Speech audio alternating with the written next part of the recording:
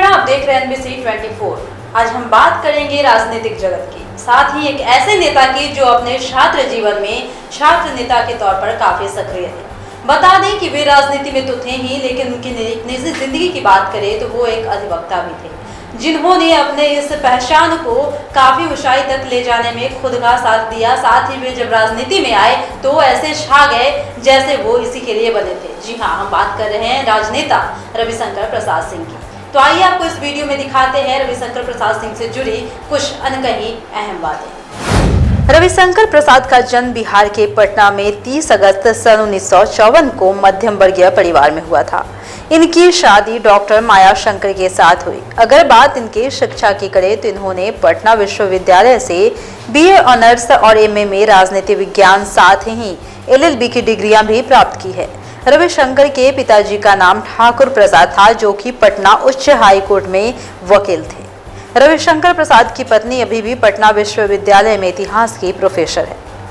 अब आइए जरा रविशंकर प्रसाद के राजनीतिक जीवन के बारे में बात करते हैं। रविशंकर प्रसाद सिंह के जीवन की शुरुआत एक छात्र नेता के रूप में हुई, जब देश में आपातकाल के समय प्रमुख आंदोलनकारी जयप्रकाश नारायण की अगुवाई में बिहार में एक छात्र नेता के रूप में आंदोलन में हिस्सा लिया और जेल भी गए। रविशंकर प्रसाद कई सालों तक अखिल भारतीय विद्यार्थी परिषद के साथ भी जुड़े रहे। कॉलेज के समय प्रसाद छात्र संघ के चुनाव में सहायक महासचिव और कला और विधि संकाय के मेंबर भी रह चुके हैं। कॉलेज के दिनों में वे काफी चर्चा में रहा करते थे। वे पटना विश्वविद्यालय में छात्र संघ के सहायक महासचिव बने। लालू प्रसाद संघ के अध्यक्ष थे। 1980 से पटना उच्च न्यायालय में वकालत की प्रैक्टिस के बाद उन्होंने 1999 में पटना उच्च न्यायालय का वरिष्ठ एडवोकेट बनाया गया और वर्ष 2000 में वह उच्चतम न्यायालय में वरिष्ठ एडवोकेट बने। राजद प्रमुख लालू प्रसाद के खिलाफ करोड़ों रुपए के चारा घोटाले में प्रसाद मुख्य अधिवक्ता थे। उन्होंने हवाला मामले में भाजपा के वयोवृद्ध नेता लाल कृष्ण आडवाणी की पैरवी की। 2010 में प्रसाद अयोध्या टाइटल मुकदमे में मुख्य अधिवक्ता रहे और इलाहाबाद उच्च न्यायालय में पेश हुए।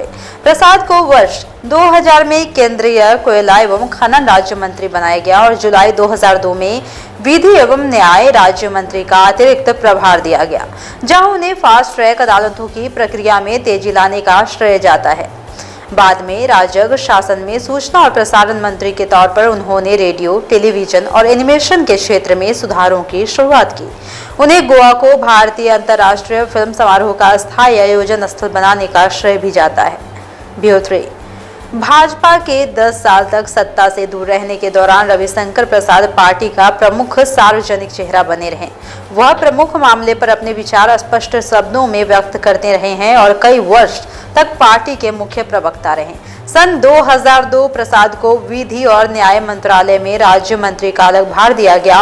सूचना और प्रसारण राज्य मंत्री के समय रवि जी ने रेडियो और टेलीविजन तथा एनिमेशन में सुधार करने पर बल दिया था। 2000 में भारतीय मंडल के नेता के तौर पर उनको जबरन साउथ अफ्रीका भेजा गया था और इस सम्मेलन में रवि गुटनिरपेक्ष आंदोलन के मंत्री स्तरीय प्रतिनिधि मंडल में भारतीय मेंबर के रूप में फिलिस्तीन नेता यासिर अराफात से मिलकर उनके साथ एकजुटता व्यक्त करने के लिए भेजा गया।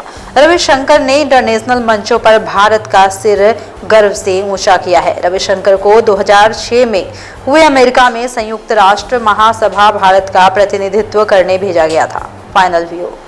रविशंकर प्रसाद भारत के सर्वोच्च न्यायालय में एक पेशेवर वरिष्ठ अधिवक्ता है। उन्होंने 1980 में पटना उच्च न्यायालय में प्रैक्टिस शुरू की और पटना उच्च न्यायालय की पूर्ण पीठ द्वारा वर्ष 1999 में वरिष्ठ अधिवक्ता नामित किया गया। 2000 में उनका नामांकन सर्वोच्च न्यायालय में हुआ। बिहार के पूर्व मुख्यमंत्री और पूर्व केंद्रीय रेल मंत्री लालू प्रसाद यादव के विरुद्ध कुख्यात चारा घोटाले और कोलतार घोटाले में जनहित याचिका पर बहस करने वाले वे प्रमुख वकील थे।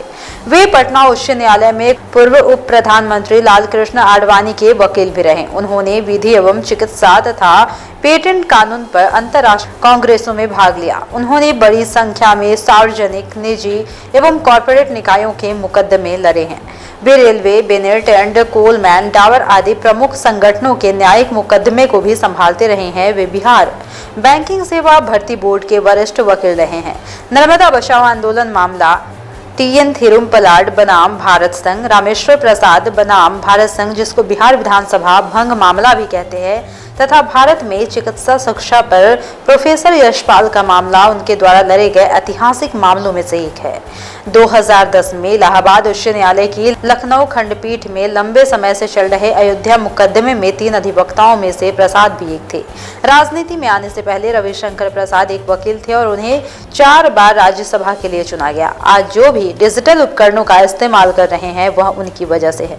उन्होंने पहले से ही डिजिटल इंडिया सपना देखा और भारत के ई गवर्नेंस में अपने लोकाचार को मजबूत किया। उन्हें भारत में डिजिटल टीवी लाने और साइबर सुरक्षा, डेटा गोपनीयता और कई नई ई गवर्नेंस गतिविधियों पर उनके काम को किया है उन्होंने, और इसके साथ ही इनको देश में डिजिटल इंडिया को एक नए आयाम तक पहुंचाने में काफी योगदान है। वे पहली बार 2000 में राज्यसभा के लिए चुने गए और 2001 से 3 में वाजपेयी प्रशासन में मंत्री के रूप में कार्य किया। वह वर्तमान में केंद्रीय कानून और न्याय और सूचना और प्रौद्योगिकी मंत्री के रूप में कार्य कर रहे हैं। तो हमने आपको दिखाया इस वीडियो में कि इस नेता की क्या खासियत है और इन्होंने बिहार के लिए क्या कुछ किया है और किस तरह से इन्होंने अपने नाम को एक नया स्थान दिया है, अपना एक नया आयाम बनाया है। साथ ही इन्होंने अपने पैसे का भी मान बढ़ाया है। तो और भी ऐसे ही वीडियोज अपडेट्स के लिए देखते रहिए हमारा चैनल NBC 24 और लाइक और सब्सक्राइब जरूर कीजिए।